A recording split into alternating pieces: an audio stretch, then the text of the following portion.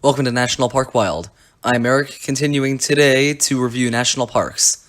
However, this will not be part of 2020 Park Recap because I just went over Thanksgiving break. I'm talking about Virgin Islands National Park, and this was quite a fun trip. It's one of the longer ones I've taken to a national park, so there's a lot to talk about compared to normal.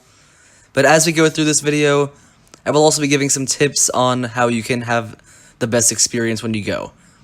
Let me start by saying you do need to take a ferry from St. Thomas Island to get to St. John, which is the main island for the park. There's some nice docks when you get there. I saw some fish, not very far from the visitor center. We saw a kestrel there, actually. There's lots of actually really cool ruins and history here. Catherineburg and Annaberg were these sort of settlements. There's some really beautiful overlooks all around. Maho Bay is seen right now. And that was our first major stop. A lot of this trip was snorkeling, and we really enjoyed that.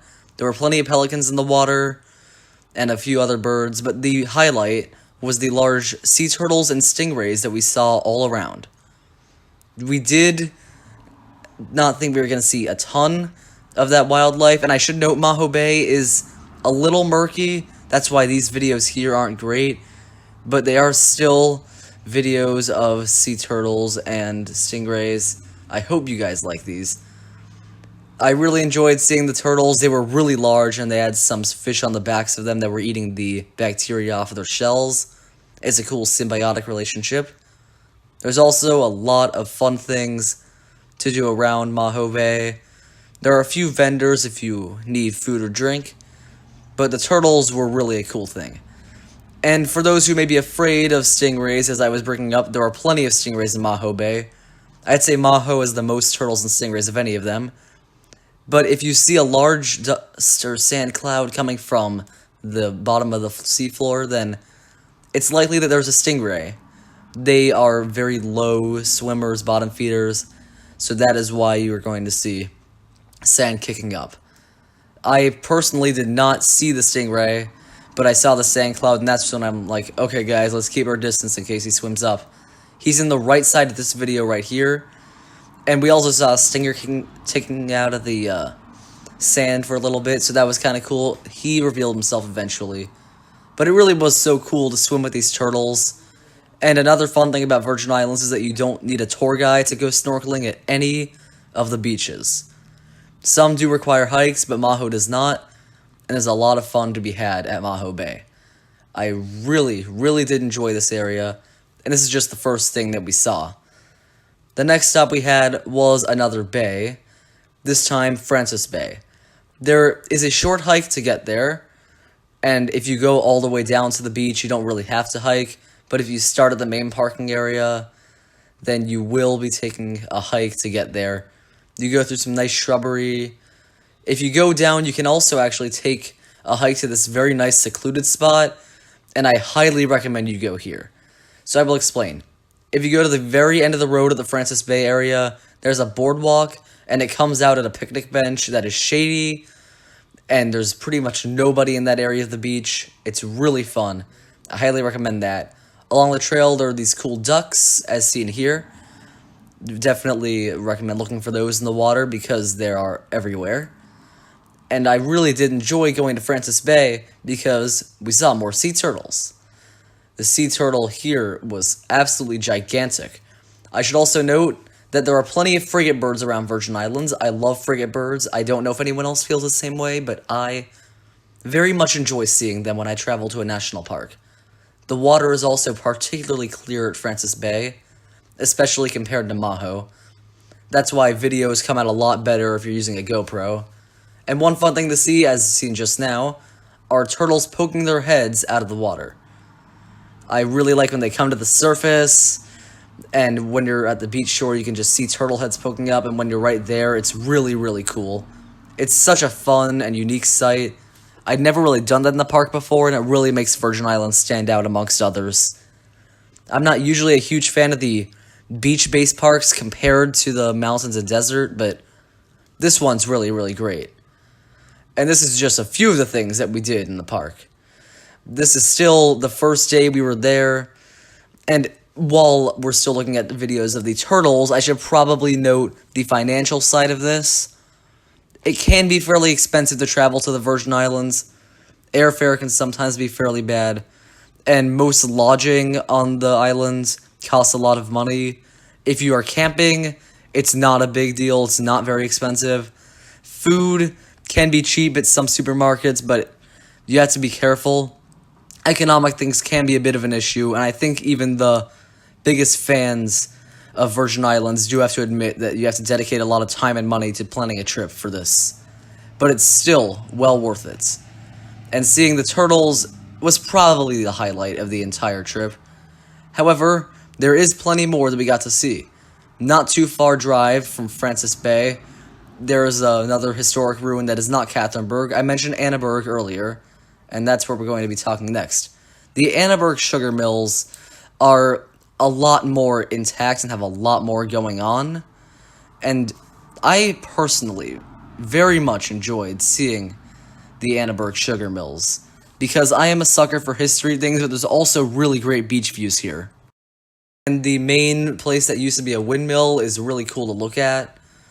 I like all of the different structures here. The lush greenery really makes the whole place feel like a Mayan or Aztec type civilization. And it's a really nice place to stop. There's not a whole lot of walking needed to get to it, and it's a very accessible and enjoyable activity. I should also note that you sort of walk in a little loop around it. It's not on a boardwalk, but I believe it is paved, and it is a very fun activity to go to for pretty much any history lover, and even young kids will get a kick out of it. There's some interpretive signs, and it's a really, really great place with beautiful views looking around. And I do recall there was this one room that I was looking at. You don't go inside of any of these, but you can look into one. There was a huge amount of bees, which was interesting, but I still enjoyed it a lot. And the bees don't really bother you on this island. I don't believe most of these types of bees sting, but maybe they do. I'm not a huge expert on entomology. So after going to the sugar mill and the ruins, which was very enjoyable, we took a break from snorkeling and went to Cinnamon Bay. Cinnamon Bay was an interesting one, where we found deer. We did not think there were deer on this island. We looked into it and found out that they were brought here. Of course, this was not a natural reason or anything like that. And that means now you can technically get ticks on the Virgin Islands. I don't know a whole lot about people who get it, but it's still really cool to see deer in any national park, and it was such a shock. There must have been 4 or 5 of them where we were, and this is on the way to the bay, which we had a lot of fun at. It's not as much a snorkeling type beach. There's a lot more waves. There is still some snorkeling, so if you go when the tides are calmer, you definitely can go to this one island called Cinnamon Cay that's not far. But I personally think it's more of the beach where you go if you want to surf or just kind of look at the view. It's a very beautiful beach. And one of the cool things we saw were some other residents of the beach that were not deer, but hermit crabs. Tons of hermit crabs all behind the place that we set up our beach towels. They were moving around. Some were giant, some were smaller. Some of them, for some reason, were falling off their logs. But it's a really cool sight, and I didn't think there were going to be so many crabs on the island. I do enjoy seeing crabs. Dry Tortugas was the last park I'd gone to, and I saw tons of them. Very, very interesting sight. And there's plenty of incredible wildlife to go around. This is a really cool view of Trunk Bay Beach. We saw this on the way driving to Hawksnest Bay. Trunk Bay is a really beautiful beach as well that has a good mix of the snorkeling and surfing type activities. The driving, by the way, it's pretty easy to get around in this park. It's pretty small in size, and everything's pretty close. The north side of the shore is where all the good beaches are. Hawksnest, we were able to see some ruins, and it has some good snorkeling and also some good waves, but unfortunately, if they're happening at the same time, it can be pretty dangerous. So definitely keep that in mind at times of higher tide. But it's a really beautiful place. We saw some iguanas all around the island, which is a very interesting sight because I do enjoy seeing iguanas, and they've kind of become invasive in my town. But the next day we did Ramhead Trail. Ramhead is the most famous and I think best trail in the park. It's not super long. You go past a couple of beaches on the way, like this one, It's a really beautiful one. There's some lizards along the way, a surprising amount of cacti. I did not expect to see that. Water is clear in some places, salty and marshy in the Salt Pond Bay area. Some crabs. It's a really, really nice place.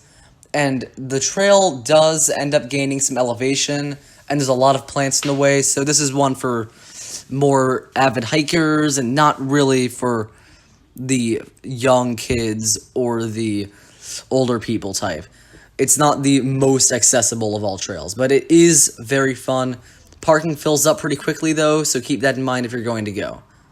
There is a very rocky beach with a really cool shoreline. You just walk along these giant rocks and some coral. Interesting plant life. I did just like stopping at a bunch of places with openings out to the islands and beaches and water. And it is a really beautiful trail. But once you get near the end, that's when things really, really get awesome. It's such a stunning view with really interesting shape to it, because when I think Caribbean islands, I know there's mountains, but I never think of them quite as cool as this. They're similar to what the Great Smoky Mountains look like, but they're very rarely smoky. And I personally like that. I like it being clearer, and I just think that it really adds to the view. You walk to basically the very southeast end of the island to see Ram Head. And I mentioned the hike can be tough, but it's definitely pretty rewarding. Make sure you bring lots of water. It gets hot on this trail for sure. And there's not any place you're going to be filling water unless you want to drink the ocean water, which will actually dehydrate you even more. The beaches are really nice in this trail, and once you get to the end, you get to these really cool rocky cliffs. There's these interesting mountains as I mentioned. Some of the cacti kind of look red on the top. This is my favorite one of the cliffs that we saw. You just look out into the ocean. Interesting colors. And you're almost near the end of the trail when you see it, and you can still see the rest of St. John. It's a really, really awesome trail, and I think if you are going to Virgin Islands and you don't want to do a ton of water activities, this is the single best thing to do. It's the longest drive you're going to get, but still not that long.